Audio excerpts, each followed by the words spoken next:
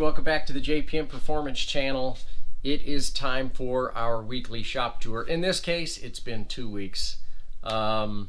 Today is June 9th.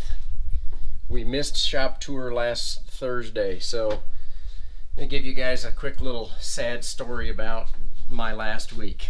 The last time I was at the Ozarks, when I did the endurance race in that Miata, after a while on the track, I started feeling kind of nauseous, just motion sickness. And I get motion sickness. I can't ride with people on racetracks. I've always had this problem. So I decided to, when I was at the doctor getting my physical this year, he suggested these patches that you put behind your ear for motion sickness. So I thought, before I just go to the racetrack and do that, I'm going to try it ahead of time. So last Monday, during the day, which was Memorial Day, I put one on, woke up in the morning and felt completely dehydrated, like someone had sucked every ounce of moisture out of my body. I couldn't see straight. My equilibrium was all off. I just felt terrible. I'm like, this is the strangest thing. So this is Tuesday morning, and I'm like, the only thing I've done is take this thing. So of course I ripped it off, threw it away, came out to the shop Tuesday morning, and I had a Miata that I needed to pull the transmission on, and it was a stock Miata with a downpipe, and I couldn't get one of the nuts off the studs, and so I kind of tied it out of the way. So got all the bell housing bolts off, and I'm, it's up on the lift, and I'm struggling with this transmission. Well, most of you probably don't know this, but a couple of years ago I had a little bit of a herniated disc in my back, and sometimes it goes out of place. Well, I felt it, but I got the transmission down. I ended up, being an idiot. I ended up putting the transmission back in, and Wednesday morning I could not even get out of bed. So had a disc in my back bulge out of place, and if you guys have ever had this, I'm sure some of you out there have, it is the most debilitating feeling you've ever had. I couldn't even move Wednesday, Thursday, Friday. So obviously we were supposed to go race at the Ozarks, and didn't make it. Thank you to Richard Shannon, who was going to loan me his MX-5 so I could run an E-production, but man, I couldn't move until about 3 days ago. So I wasn't in the mood to do a shop tour last week. I couldn't see straight. I'll tell you that, and I can't remember the name of it. It's like scoline or something like that. It screwed me up so badly, my vision was off for like 5 days. So, long story short, actually it was a long story long. My whole last week was a disaster. I did not get to go race at the Ozarks after all the prep, but wasn't able to take the BMW anyway, so I think it just kind of worked out. But anyway, that's my sob story for last week, so I don't have any Ozark video for you guys, but maybe next year. So anyway, we do have some interesting things going on in the shop for this week. This is the flywheel and the crankshaft for the small nose crank, the little green Miata. So you can tell it's a small nose crank, and maybe I've said this before. Small nose crank Miatas only have 4 windows in the damper. So if you're ever going to look at an early 1.6 Miata, if you want to know what engine's in it, they had these small nose cranks, and then the large nose cranks had 8 windows in the face of the damper. So these are balanced and ready to go. This is actually the cylinder head for the ND T4 engine that I'm working on. So it's sitting here all ready to go. As soon as we get, as you'll see, this next project under control, I'll get back to this probably first of the week. So as always, you guys have seen it over the years, we have changeover in the shop. So let's take a look at kind of what we've got going on right over here. This is the engine out of the Cadillac. Yes, we finally got the Cadillac back. So if you guys have been watching my videos, you know that back in March, Steve had an accident at Road Atlanta. the car went back and actually got the nose of the car clipped off and replaced because it was damaged that badly. This is the engine that was in the car. Now you can see all of this staining here, which is dirty water.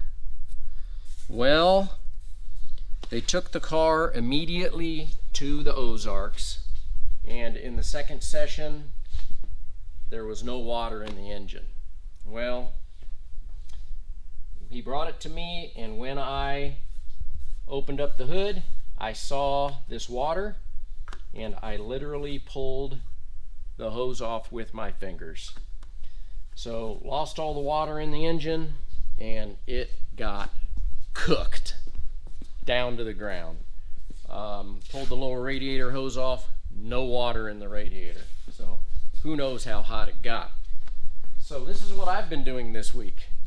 Working on installing a brand new PME engine. Just finished it up, working on priming the oiling system, but something very interesting that I found. So this is going to be kind of our tip of the day. This car and a lot of race cars have a radiator sitting up front without a radiator cap, right? So when you don't have a radiator cap, you have to have a surge tank. Here's our surge tank right here. You want your surge tank to be really high, and that is because this is going to be the highest point of your cooling system.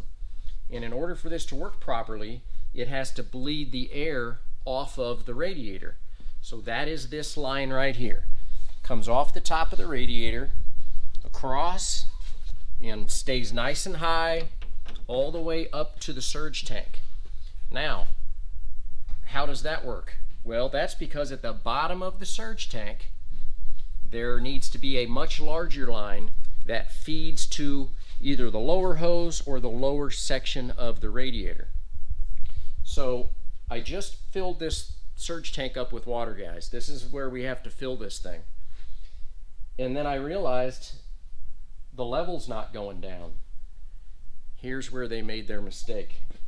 Here's the line coming off of the bottom of the tank right here. And it's coming up here above the surge tank. It was actually tied just like this. When this is up here, water's not getting into the radiator. So check this out. I pulled this line off, and there's literally no water coming out. Why? Want to know why? Because of gravity. So let me show you guys something.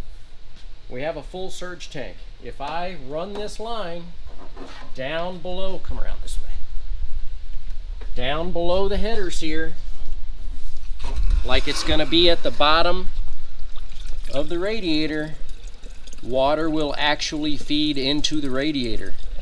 So I don't know how they got this bled out before, but this is a big mistake. This line has to run down and stay low, and I'm going to have to run this down below through here, down to the radiator, like that, for it to actually fill this cooling system. So I think we had a couple little problems going on here between that being high and this line right here being loose. So in the meantime, basically prepping the car, headed to Elkhart Lake next week for the June sprints, but getting it all prepped over, getting some oil in the back. We do have our new drive shaft in, so I'm going to get the car on the dyno, make sure that works out really well.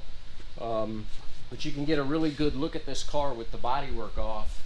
It's really a cool car, lots of high-tech bits and pieces, rotors, exhaust system, all the way back to the differential and everything else. That's ideal.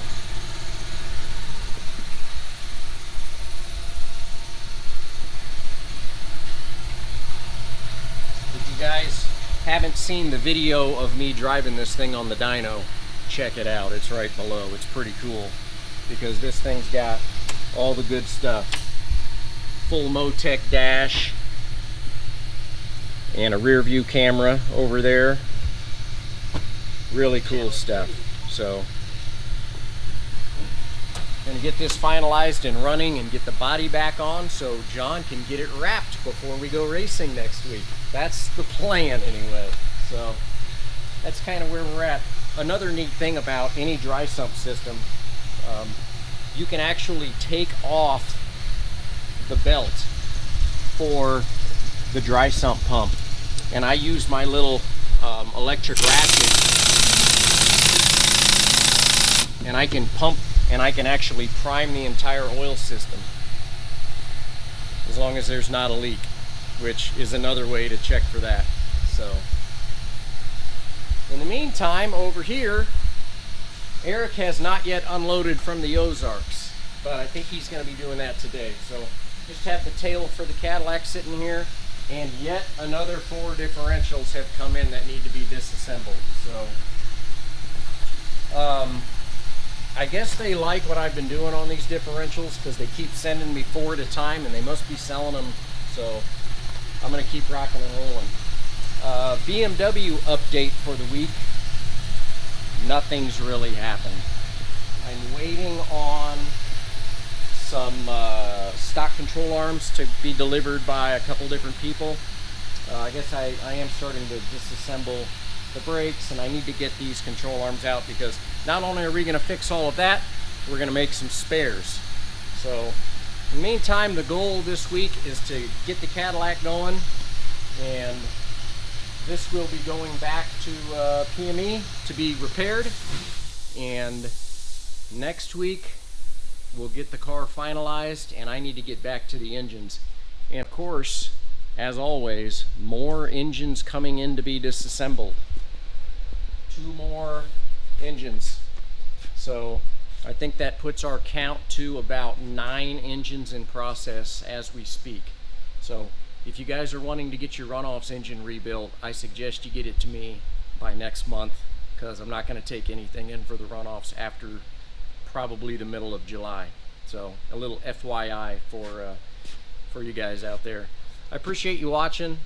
Sorry about missing last week, but like I say, it was one of those rough weeks for me, but hopefully that's behind me. I'm feeling much better. Another couple weeks should be 100%.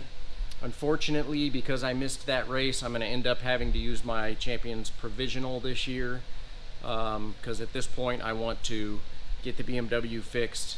Might do a little testing with it and getting ready for the runoff. So just a 2-week race weekend for me this year, which is a little unfortunate and a little sad, but it happens. There'll always be more races out there, but I do appreciate you guys watching and always appreciate your comments.